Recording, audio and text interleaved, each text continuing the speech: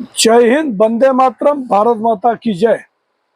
राष्ट्रवाद की बात प्रहार के साथ आप सभी का हार्दिक दोस्तों। राजनीति का जो विकसित रूप है वो अब बिहार के चुनाव में देखने को मिल रहा है कि आज तेजस्वी यादव ने प्रेस कॉन्फ्रेंस किया। अब जबकि 2 दिन पहले बिहार में आचार संहिता लागू हो गई है, अगर ये पारिवारिक दल संविधान की दुहाई देते हैं मगर खुद को संविधान से ऊपर समझते हैं। तेजस्वी यादव ने आज वादे किए कि बिहार के हर परिवार को एक सरकारी नौकरी दूंगा। सोचने वाली बात है कि कैसे भी एन केन प्रकारण हमें सत्ता में पहुंचा दो, फिर हमारा रूप देखो, चाहे वो कर्नाटक हो, चाहे केरल हो, चाहे तेलंगाना हो, चाहे तमिलनाडु हो और चाहे हिमाचल प्रदेश। आज इन जगह जो सरकारें हैं, यहाँ का हालत देखो,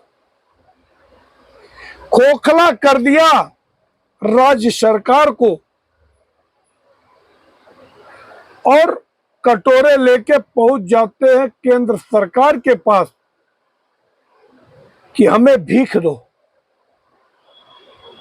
अब तेजस्वी यादव ने पहले माई बहन मान योजना जो 2500 रुपया पर मंथ देने की बात की, उससे जो वित्तीय नुकसान होने वाला है वो 45,000 करोड़ का नुकसान होने वाला राजस्व को। और अब उन्होंने कहा हर परिवार में एक सरकारी नौकरी दूंगा। अब सरकारी नौकरी का मतलब कम से कम 2.25 करोड़ लोगों को सरकारी नौकरी। अब एक जन का पेमेंट जो होता है, आज अगर 25,000 रुपए का भी सरकारी नौकरी देवे तो 2.25 करोड़ का 4.5 लाख करोड़ हो जाता है। अब वहां का जो बजट है वो 2.25 लाख करोड़ बजट है बिहार का। 3.25 लाख करोड़ अभी बजट हुआ है।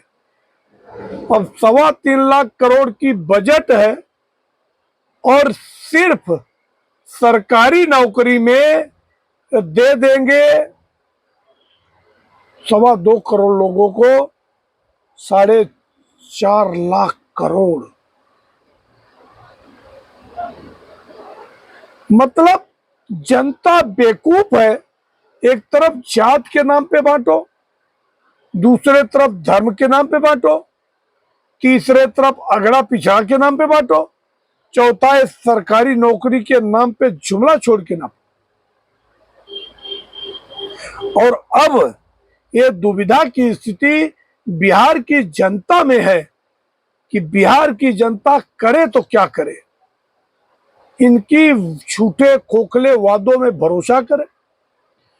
अच्छा, पिछली बार इन्होंने कहा था 10 लाख लोगों को सरकारी नौकरी दूंगा और नतीजा ये हुआ कि 5 लाख लोगों को सरकारी नौकरी मिली। और अब ये जो 2.25 करोड़ वो भी 20 महीने में बिहार को कहां ले जाना चाहते हो? आज जो पर कैपिटा इनकम लोगों की 78,000 पर साल की हुई है, यही जब बिहार में लालू और राबड़ी की सरकार हुआ करती थी तो पर कैपिटा इनकम 7,000 होता था। अब 7,000 से 70,000 हुआ है, 10 टाइम ज्यादा हुआ है। तो बिहार की जनता को भली बात समझना चाहिए कि क्या होने जा रहा है बिहार में। दूसरी तरफ तेजस्वी यादव ने कल कहा कि एक भी मुस्लिम के लिए 5-5 हिंदू भाई उनकी रक्षा करेंगे, और वो चाहे जितना अनर्गल काम करे। जो फुलवारी शरीफ में वो गजवा ए हिंद का मॉड्यूल पकड़ा गया, उनका मकसद ही है कि 2047 में देश को इस्लामिक कंट्री बनाना है, और उनको विदेशी फंड लेना है। अभी आज एक झारखंड से ईसाई बना हुआ व्यक्ति आया था मेरे पास। वो बोला हिंदू तो सिर्फ हिंदुओं को आपस में लड़ाते हैं, उनसे अच्छे तो हमारे क्रिश्चियन ही हैं। अब ऐसा झांसा देके जब वहां पे झारखंड में रघुवीर की सरकार थी, रघुवर दास की, तो वहां पे ये रुका हुआ था धर्मांतरण। मगर जैसे ही हेमंत सोरेन आए और धड़ल्ले से लोगों का धर्म परिवर्तन हो रहा, आदिवासियों का धर्म पर वहां पे वजूद ही मिटते जा रहा है, और डेमोग्राफी ऐसी बदलती जा रही है कि आने वाले समय में एक राज्य और भी अल्पसंख्यक होने वाला हिंदू। दूसरी तरफ कि जो सीजेआई ने हिंदुओं की भावनाओं के लिए जो शब्द कहा, वो कहीं भी इंडोर्स नहीं किया जा सकता, टॉलरेट करने लायक नहीं है। मगर हिंदू आज भी अगर आपस में जाति पात में, ऊंच नीच में, अगड़े पिछड़े में अगर बटे रहे, तो उस दिन दूर नहीं ये सियासी दल अपनी सियासत के लिए हिंदुस्तान को इस्लामिक कंट्री बनाने में कोई गुरेज नहीं करेंगे। एक तरफ जहां आजम खान, जब अखिलेश यादव ने 2017 के चुनाव में आजम खान से किनारा काटने की कोशिश की थी, अब की बार उसी आजम खान का कल गर्मजोशी से स्वागत किए, जाके मिले और महिमा मंडन शुरू किए।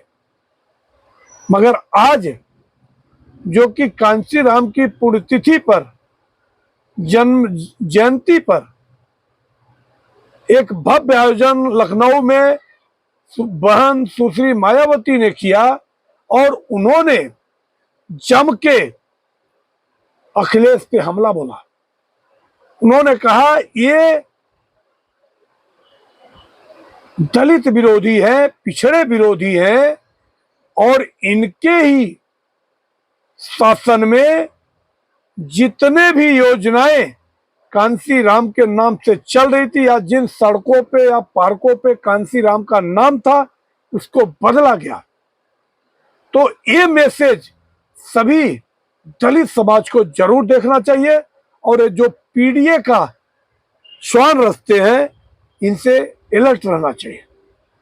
अगर आप लोगों को हमारा विश्लेषण अच्छा लगे तो आप हमारे चैनल को सब्सक्राइब करें और अपना सहयोग दें। जय हिंद, वंदे मातरम, भारत माता की जय। धन्यवाद।